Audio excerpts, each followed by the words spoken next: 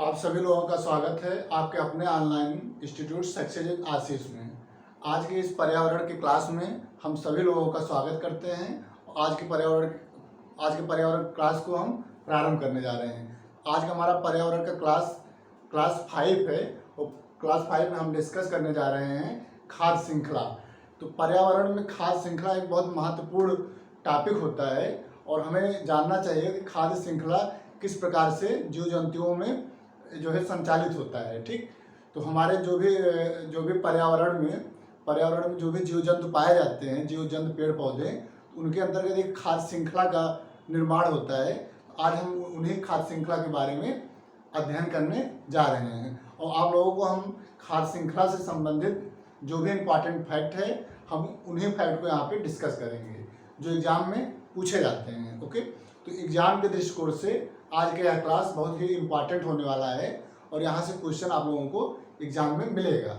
तो आप लोग प्लीज़ इस क्लास को आप लोग देखिए और एक कॉपी ले लीजिए और पेन ले लीजिए। जो भी यहाँ पे हम फैक्ट डिस्कस करें वो फैक्ट आप लोग अपने कॉपी में नोट कर लीजिए। इसके पहले पर्यावरण से संबंधित चार तक वीडियो क्लास बना करके अपने यूट्यूब चैनल पे अपलोड कर दिए हैं और आप लोगों से रिक्वेस्ट है कि प्लीज़ आप लोग हमारे यूट्यूब चैनल को सब्सक्राइब करके बगल में बेल आइकन है, उस बेल आइकन को प्रेस कर दीजिएगा जिससे हमारे वीडियो का नोटिफिकेशन समय समय से आप लोगों को मिलता रहे। और प्ले लिस्ट में जा करके सभी वीडियो को आप लोग देखिए। वीडियो देखने के बाद वीडियो को लाइक करिए, कमेंट करिए और हमारे यूट्यूब चैनल को सब्सक्राइब करिए। ओके, आज के क्लास हम प्रारंभ करने जा रहे हैं। हम जो है इस क्लास में उन्हीं फैक्ट यहाँ पे डिस्कस करेंगे जो एग्जाम के दृष्टिकोण से इम्पॉर्टेंट है। ओके, तो खाद्य श्रृंखला, ठीक, तो पेड़ पौधे खाद्य श्रृंखला में जो है पेड़ पौधे होते हैं वो जो है खाद का निर्माण स्वतः करते हैं, मतलब स्वपोषित होते हैं। तो जो भी पारिस्थितिक तंत्र में जो भी पेड़ पौधे होते हैं वो जो है खाद मतलब अपने भोजन पदार्थ का निर्माण करते हैं स्वयं। प्रकाश संश्लेषण के माध्यम से पौधे जो हैं पेड़ पौधे अपना भोजन स्वयं बनाते हैं। ठीक, अपना भोजन स्वयं बनाते हैं, जबकि और अन्य जीव जंतु उस पेड़ पौधे पर निर्भर होते हैं। इसलिए कहा जाता है कि खाद्य श्रृंखला में जो पेड़ पौधे जीव जंतु होते हैं वह एक दूसरे पर निर्भर होते हैं, यानी वह जो है एक दूसरे से संबंधित होते हैं। तो ये जो खाद्य श्रृंखला होता है, ये जो है पेड़ पौधे जीव जंतुओं के मध्य जो ऊर्जा का संचरण होता है तो वह एक दूसरे से इंटरकनेक्ट होते हैं। तो इसी की जो है एक दूसरे से संबंधित जो भोजन पदार्थ होता है, जो ऊर्जा जो है एक श्रृंखला से दूसरे श्रृंखला में ऊर्जा जाता है, यानी जैसे पेड़ पौधा वो दूसरे जीव जंतु खाएंगे फिर उसको और आगे ट्रांसफर कर देंगे। जो एनर्जी होती है, जो ऊर्जा होता है, इस ऊर्जा का जो उत्पादक होते हैं और उपभोक्ता होते हैं उनके मध्य जो संचरण होता है इसी को जो है खाद्य श्रृंखला कहा जाता है। ओके, तो खाद्य श्रृंखला क्या है? खाद्य श्रृंखला किसी एक जीव जंतु के द्वारा जो ऊर्जा जो ग्रहण किया जाता है वह किसी अन्य जीव जंतुओं को ट्रांसफर कर दिया जाता है। तो ये जो है एक दूसरे जो इंटरकनेक्ट होते हैं, जैसे पेड़ पौधे क्या हैं, या जो है भोजन प्रकाश संश्लेषण के माध्यम से निर्माण करते हैं और इन्हीं पेड़ पौधों को जो है जीव जंतु खा करके एनर्जी प्राप्त करते हैं और यही जीव जंतु को किसी अन्य जीव जंतु के द्वारा खाया जाता है और इस एनर्जी को प्राप्त किया जाता है। तो यही जो है खाद्य श्रृंखला होता है। ठीक, तो खाद्य श्रृंखला में जो है ऊर्जा का प्रवाह होता है और हमेशा जो है जो खाद्य श्रृंखला में जो ऊर्जा का प्रवाह होता है वह जो है एक दिशी होता है। ठीक, बहुदिशी नहीं होता है, एक दिशा में संचरण करता है। तो खाद्य श्रृंखला हमेशा एक दिशा में ही संचरण करता है। जैसे मान लीजिए कोई पेड़ पौधा है, वह जो है अपना भोजन प्रकाश संश्लेषण के माध्यम से निर्माण किया, तो उस पेड़ पौधों को जो है जीव जंतु के द्वारा ग्रहण किया गया। ठीक, जबकि जीव जंतु से उस पौधों को जो है कोई लाभ नहीं होगा। जो पेड़ पौधे होते हैं जीव जंतु से कोई लाभ नहीं है, लेकिन जो जीव जंतु हैं जो उनको खाएंगे उनको जो है लाभ है। तो इसलिए कहा जाता है कि एक दिशी है, यानी जो एनर्जी जो है जो ऊर्जा पेड़ पौधों द्वारा निर्माण किया गया वह जो है जीव जंतु को ट्रांसफर कर दिया गया, जबकि जीव जंतुओं से ट्रांसफर फिर उस पेड़ पौधों में नहीं होगा। तो इसी जो है एक दिशी कहा जाता है, यानी जो एक दिशा में जो है एनर्जी का प्रवाह हो, ऊर्जा का प्रवाह हो खाद्य श्रृंखला में, वह जो है एक दिशीय कहलाता है। तो एग्जाम में पीसीएस में पूछा गया है कि खाद्य श्रृंखला एक दिशीय होता है या बहुदिशीय होता है, तो आप लोग कहेंगे कि एक दिशीय होता है, यानी एक दिशा में जो है खाद्य श्रृंखला संचरण करता है। ओके, खाद्य श्रृंखला विभिन्न, अब आप लोग अपने कॉपी में इसको नोट कर लीजिएगा कि खाद्य श्रृंखला विभिन्न प्रकार के जीवधारियों का एक ऐसा क्रम है जिससे किसी पारिस्थितिक तंत्र में ऊर्जा का प्रवाह होता है। ठीक, जो पारिस्थितिक तंत्र है उसमें जो है खाद्य श्रृंखला के माध्यम से विभिन्न जीवधारियों के बीच में जो ऊर्जा का प्रभाव होता है वही खाद्य श्रृंखला कहलाता है। ठीक, इसको आप लोग एक बार दोबारा जो है सुन लीजिए, समझ लीजिए कि खाद्य श्रृंखला विभिन्न प्रकार के जीवधारियों का ऐसा क्रम है जिससे किसी पारिस्थितिक तंत्र में ऊर्जा का प्रभाव होता है। ठीक, अब जो है इसको भी आप लोग नोट कर लीजिएगा कि ऊर्जा का प्रभाव एक दिशीय होता है। ठीक, ये बहुत इंपॉर्टेंट है, पीसीएस में क्वेश्चन पूछा गया है कि खाद्य श्रृंखला एक दिशीय होता है या बहुदिशीय होता है, तो आप लोग आंसर देंगे कि खाद्य श्रृंखला सदैव एक दिशीय ही होता है। ओके, अब हम जो है कुछ बताएंगे, कुछ जो है खाद्य श्रृंखला का कैसे निर्माण होता है, इन चीज़ों को हम बताने जा रहे हैं।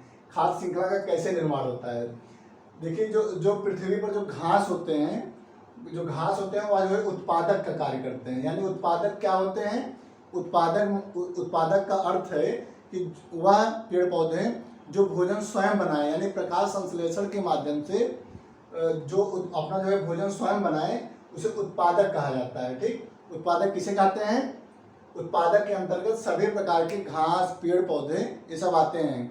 यानी उत्पादक के अंतर्गत उन्हीं को शामिल किया जाता है जो प्रकाश संश्लेषण के माध्यम से अपना भोजन स्वयं बनाते हैं। ठीक, तो घास जो क्या है, उत्पादक है, पेड़ पौधे क्या है, उत्पादक है।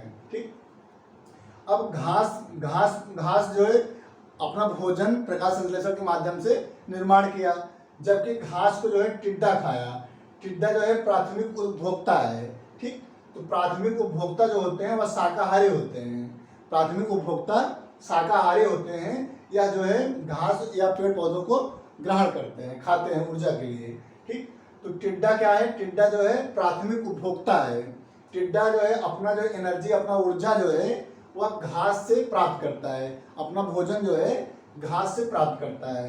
लेकिन टिड्डा को भी मेढक खाता है। ठीक, तो टिड्डा को कौन खाता है, टिड्डा को मेढक खाता है। तो मेढक जो क्या हुआ, द्वितीयक उपभोक्ता हुआ। ठीक, तो मेढक क्या हुआ, द्वितीयक उपभोक्ता हुआ। और मेढक को क्या खाता है, सर्प, तो सर्प क्या हुआ, तृतीयक उपभोक्ता है। ठीक, तो यह एक प्रकार से जो है खाद्य श्रृंखला का निर्माण हुआ। यह खाद्य श्रृंखला जो है ऊर्जा से संबंधित है, यानी एक दूसरे को खाने से जो एनर्जी मिलती है वह जो है खाद्य श्रृंखला से ही प्राप्त होता है। इसलिए पारिस्थितिकी तंत्र में, इकोलॉजी सिस्टम में जो खाद्य श्रृंखला है वह बहुत इंपॉर्टेंट एवं महत्वपूर्ण भूमिका निभाता है। इसी के माध्यम से, खाद्य श्रृंखला के माध्यम से सभी जीव जंतु अपना भोजन एक दूसरे से प्राप्त करते हैं। ठीक, तो ये जो है इसको आप लोग अपने काफी नोट कर लीजिए। कभी कभी जो है इसको सीक्वेंस मिलाने में आता है कि खाद्य श्रृंखला को आप लोग सीक्वेंस मिलाइए, तो जो है हमेशा जो है उत्पादक को प्रथम रखा जाता है, उसके बाद प्राथमिक उपभोक्ता को द्वितीय स्थान पे, द्वितीय उपभोक्ता द्वितीय स्थान पे, तृतीय को तृतीय स्थान पे। ठीक, इसी प्रकार देखो घास क्या है, स्वपोषी। तो स्वपोषी किसे कहते हैं, घास जो है स्वपोषी है। स्वपोषी किसे कहते हैं, स्वपोषी उसे कहते हैं जो भोजन अपना स्वयं निर्माण करता है। तो पेड़ पौधे, घास, ये सब जो है भोजन स्वयं अपने आप प्रकाश संश्लेषण के माध्यम से उसको तैयार करते हैं। ठीक, तो घास को जो है बकरी खाता है, तो बकरी क्या है, शाकाहारी।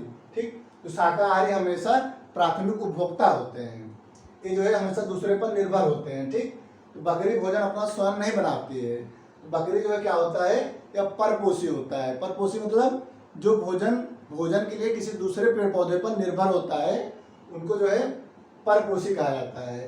ठीक, तो बकरी क्या है, शाकाहारी है। अब बकरी को जो है मनुष्य खाता है। ठीक, तो मनुष्य क्या है, सर्वाहारी उपभोक्ता, यानी मनुष्य जो है इसको जो है प्राथमिक उपभोक्ता के अंतर्गत भी शामिल किया जाता है और इसे मतलब मांसाहारी के रूप में भी शामिल किया जाता है। इसलिए मनुष्य को कहा जाता है कि सर्वाहारी उपभोक्ता है। इसी प्रकार जिस प्रकार से पृथ्वी पर एक खाद्य श्रृंखला का निर्माण होता है, उसी प्रकार समुद्र में भी खाद्य श्रृंखला का निर्माण होता है। तो समुद्र में खाद्य श्रृंखला का कैसे निर्माण होता है, इसमें जो डाइटम होते हैं ये भोजन अपना स्वयं बनाते हैं, ठीक। तो समुद्र में जो खाद्य श्रृंखला होता है, आहार श्रृंखला होता है, उसमें पहला होता है डाइटम। तो डाइटम क्या है, या जो है भोजन का उत्पादन स्वयं करता है, ठीक, या स्वपोषी होता है। तो डाइटम को खाने के लिए क्रिस्टेशियाई होते हैं, जो शाकाहारी उपभोक्ता होते हैं, ठीक। उसके बाद होते हैं हेरिंग होते हैं मांसाहारी उपभोक्ता। तो हेरिंग जो है वह क्रिस्टेशियाई को खाता है और क्रिस्टेशियाई जो है डाइटम को खाता है। तो यह भी जो है एक दूसरे पर अपने भोजन के लिए निर्भर होते हैं। तो यह भी एक खाद्य श्रृंखला का निर्माण करते हैं, ठीक। तो इसको आप लोग अपने कॉपी में नोट कर लीजिए। अब इसके आगे हम ऊर्जा का प्रभाव, यानी खाद्य श्रृंखला में ऊर्जा का प्रभाव कैसे होता है, उसको हम आप लोगों को बताने जा रहे हैं। इसको आप लोग अपने कॉपी में नोट कर लीजिए। यहाँ से क्वेश्चन पूछा जाता है, खाद्य श्रृंखला का निर्माण जो है क्वेश्चन पूछा जाएगा कि निम्नलिखित में से कौन खाद्य श्रृंखला का निर्माण करता है। तो आप लोगों को सही सीक्वेंस को जो सेलेक्ट करना होगा आंसर के रूप में, ओके। इसको आप लोग अपने कॉपी में नोट कर लीजिए प्लीज।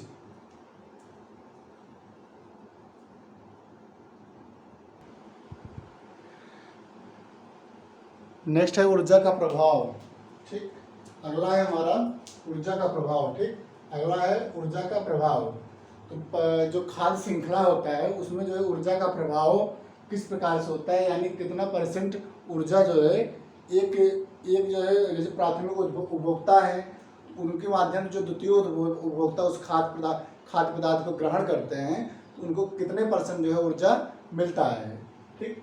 तो ऊर्जा का प्रभाव जो होता है, जैसे सूर्य है तो सूर्य से प्रकाश के द्वारा प्रकाश संश्लेषण के माध्यम से जो पेड़ पौधे होते हैं वह जो है अपना भोजन जो है निर्माण करते हैं, ठीक। तो पेड़ पौधों के द्वारा जो प्रकाश संश्लेषण द्वारा जो ऊर्जा का निर्माण किया जाता है वह जो है प्लांट से पेड़ पौधे से ट्रांसफर होकर के जीव जंतुओं में जाता है। तो इसी प्रकार से जो खाद्य श्रृंखला होते हैं, एक या एक से अधिक जो खाद्य श्रृंखलाएं होती हैं उनमें जो है ऊर्जा का संचरण होता है।